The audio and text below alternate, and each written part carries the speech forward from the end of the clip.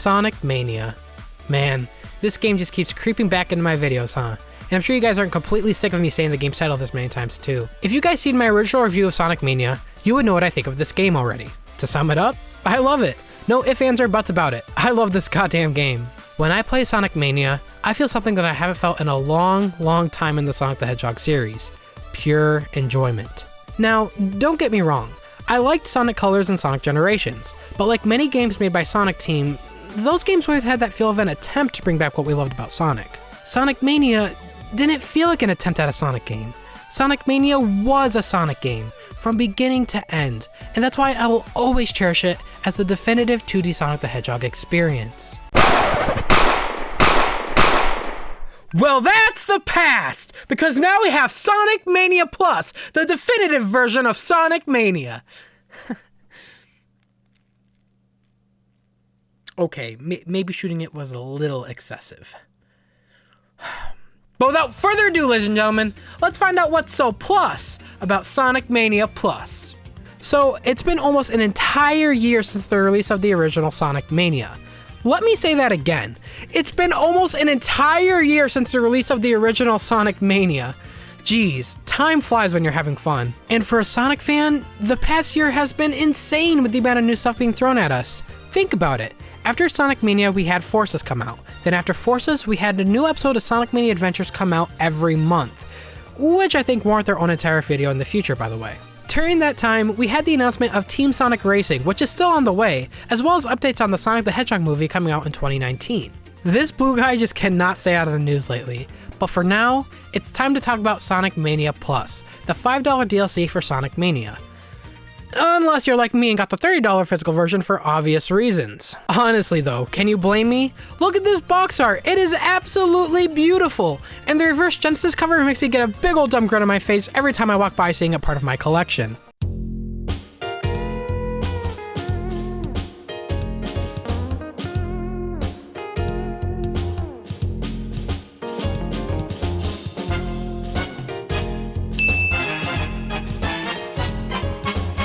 Ugh.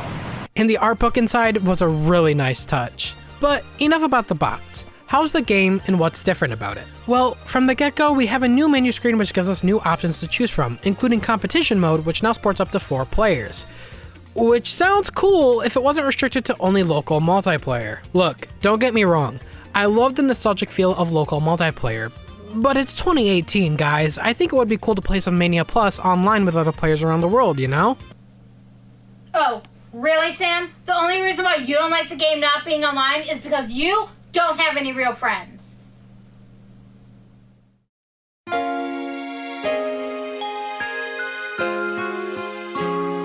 So, in Sonic Mania, you get a mode called Encore Mode, which starts out with Sonic and Angel Island Zone. Now, before anyone gets excited at the sight of Angel Island Zone returning, I should prefix that this is like part 1 of Act 1 of Angel Island Zone. In other words, do you guys remember the Death Egg Zone in Sonic 2? And by that, I mean the hallway with the room attached to it to host the boss fight with Silver Sonic. It's essentially a glorified version of that. In fact, they even took stuff out of the original level to make it even more simplistic. Show of hands. The second the level started, who all immediately spin dashed to the left here expecting to find a secret ring? And let's see, 1, 2, 3, everybody did that. But the real reason this zone exists is to unlock the 2 characters out of our adventures, which are, holy shit, it's Mighty and Ray!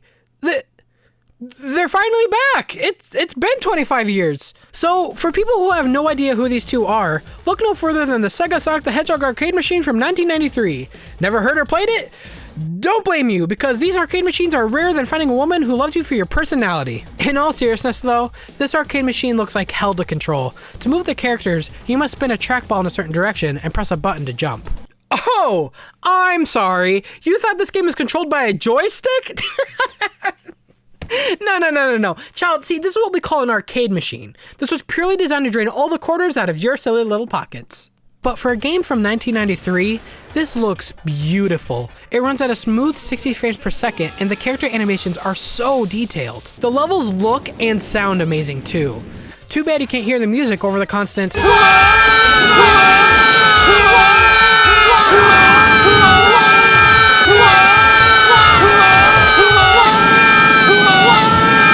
But yeah, hopefully one day this game can be ported to consoles. That sounds like a long shot, but a little part of me thinks this game kind of looks like fun to play with others and trying to survive the craziness this game throws at you. But change the controls to use a controller though, because I don't think anyone in their grandma still has a trackball lying around. But yeah, that's where these two debuted from, and other than Mighty appearing in Knuckles Chaotix, they were never seen in any Sonic game again until Sonic Generations in 2011, where they were teased in missing posters. And the entire time they were in this capsule. Sure, I guess. With the addition of these two characters, we also get to use their abilities. With Mighty, he has this stop move that can crush certain areas in the level, which allows you to reach other pathways and to achieve certain items that other characters cannot obtain. Also, due to Mighty's shell-like back, he can block certain projectiles from enemies and can deflect a single hit from a bed of spikes when in ball form. I should note that because of this, some bosses in the game become an absolute joke because of Mighty's abilities. Because of this, I would definitely classify Mighty as the easy mode of the game. Now for Ray, things start to get really fun. Ray's main move is flying, but it doesn't work like, say, Tails. Look, I'm gonna be like the 10,000th person to make this comparison, but there's no way around it. It's Cape Mario. If you played Super Mario World, it's essentially the same thing. But I wouldn't say it's one-to-one the same thing. Unlike Mario, Ray's abilities are definitely more momentum-based. With these abilities, you can reach higher pathways and completely break sections of the game with a big old smile on your face while doing it. And due to these abilities, some level designs have been changed very slightly to accommodate for these characters, but like I said, these changes are very slight. The level is still like 90% the same from the original Mania. Personally, I would have liked there to be a bit more changes to the existing levels to flesh out these abilities a bit more, but I understand. It's a small $5 DLC, so I shouldn't expect too much of a difference, and I'll talk more about that near the end of this review. Additionally, all the levels in Encore Mode have been given a slight color palette swap to help make the experience a little fresher this time around. My favorites including the Sunset setting and Green Hill Zone, which reminds me of Sunset Hill from Sonic Advance 3. And Oil Ocean Zone, which now has clear blue skies, and honestly, I absolutely love how this looks. Again, these are very simple palette swaps, but they were enough to make me enjoy playing through the game again. Come to think of it, had they done this to the returning zones when Mania first came out, people probably wouldn't have complained as much about them reusing zones. To be honest though, some of these color palette swaps are questionable. At first I didn't think much of it, but over time, especially for Metallic Madness and Titanic Monarch, I started to hate how these zones look now. To put it bluntly, they look like shit.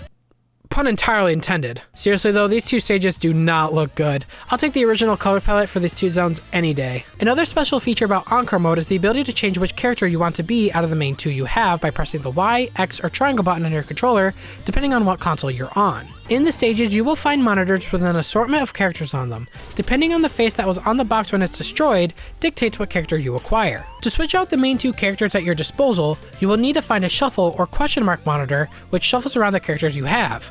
Or, when you die, one of the characters you have in your inventory will jump in. So that means in Encore Mode you have no lives, only continues.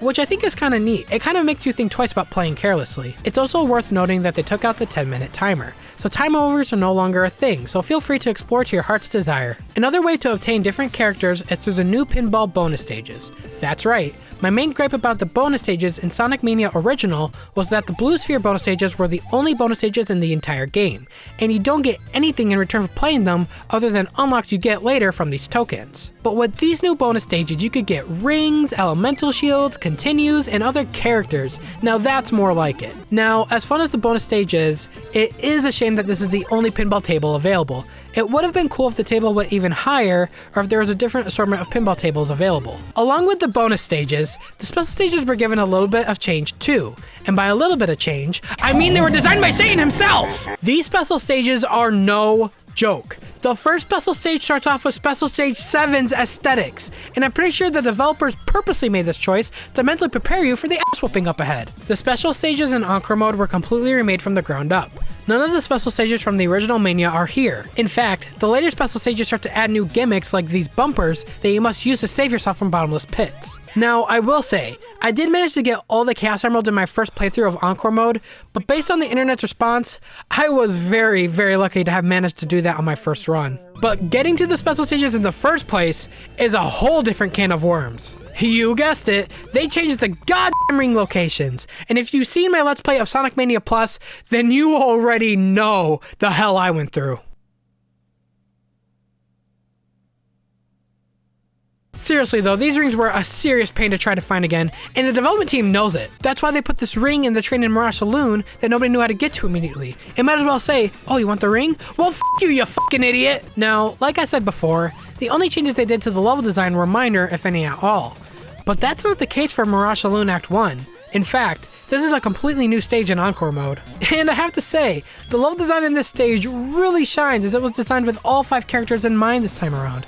It was honestly a joy replaying this stage and finding all the different pathways available. Again, it goes to show that the Mania team really starts to shine when they go completely original, and I'll talk more about that at the end of this video. Something that I do love that they added in Sonic Mania Plus are the stage transitions. That was the one thing I loved about the classic Sonic stages in Sonic 2 and Sonic 3 Knuckles, was seeing how the world all comes together. And the references in some of these transitions are just so amazing, like the hang gliders from Sonic 2 Game Gear making a return, or the fact that Tails is the only character that gets scared from the lightning when Titanic Monarch shows up in the background, which is a reference to the old Sonic OVA movie.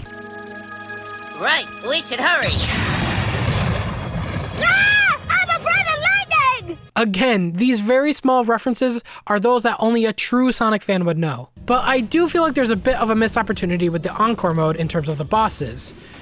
Let me explain. So, Encore Mode takes place after Sonic Forces, as the beginning of the game starts with Sonic coming out of the portal from Forces. I should point out that the Phantom Ruby also came back with Classic Sonic after Forces, or at least that's what I think happened. It never showed it happening in Forces, but hey, look, it's here again. After that, the hard-boiled heavies get control of the Phantom Ruby again. And that's where the story just kind of goes into autopilot. By that, I mean all the bosses are the same and such, and I don't know, man, it just seems kind of lazy. I think it would have been cool changing the bosses up a little bit, making them a bit harder and such, especially the Mean Bean Machine boss. I was really hoping they would make that harder, but sadly, Robotnik is still garbage at his own game. Literally. I think if they made the hard-boiled heavies learn from their past mistakes and make the bosses harder, that would have been a really neat idea. But I guess I shouldn't expect much from a $5 DLC. Oh my god, what the hell is that? Metal Sonic Kaiser Knuckles Chaotix! Holy shit! Holy shit! Holy shit! So you're telling me Metal Sonic was the only smart one in this entire adventure to actually take notes from the first adventure and to actually try to change things up a bit. And if that's the case, then what the hell? Why didn't the others do this? On a side note though, I absolutely lost my shit when this happened during my LP. I never saw this coming. So much. What the? Whoa, whoa, what? Whoa! What? What is happening? Oh! Oh! That's the thing from Knuckles Chaotix! What the f? What the f? What? Do I shoot it? I don't know. So, since they changed the Metal Sonic boss fight, you would assume they changed the final boss fight, right? Oh, no, it's the exact same. And you don't even get to fight the Heavy King either. Wow. Well, again, a missed opportunity, but the ending in Encore Mode is slightly different. If you don't get all the Chaos Emeralds, the Heavy King shows up at the end pretty much saying, F you, try again. But if you manage to get all the Chaos Emeralds, a vortex is created by the Phantom Ruby that starts sucking everything up. At the last second, your characters turn into their super forms and are able to escape the vortex, knocking Robotnik into it. And that's it. Not sure what that implies. Some suggest Robotnik was sent to Modern Sonic's world, making sort of Forces DLC, but I seriously doubt that. Oh, and yeah, there is a Super Mighty and Super Ray. They don't really get much of a color change, but it's there. And that's the end, with all the characters chilling in Mirage Saloon and with Tails and Ray going, Wow, my head's spinning! Kicking back, having some Sundays. I like it. But it is kind of strange how after all these years, Mighty and Ray have been sitting at a bar, then at the end of this, they end up back in another one.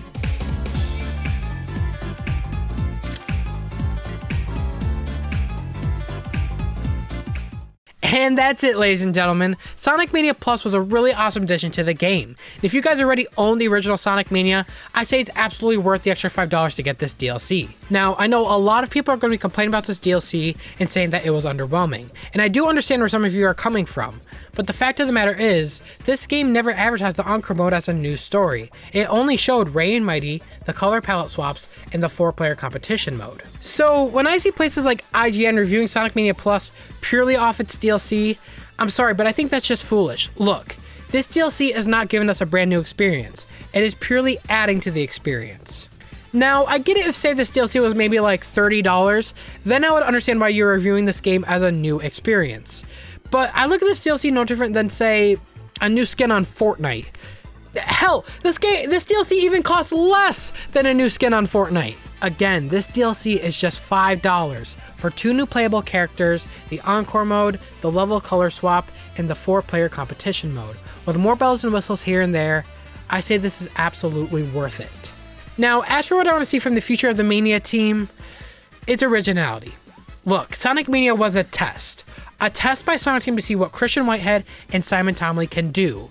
And now it is time to take off the training wheels, because it is clear that the best parts of Sonic Mania was when they went completely original. And that is what I want to see from the Mania team.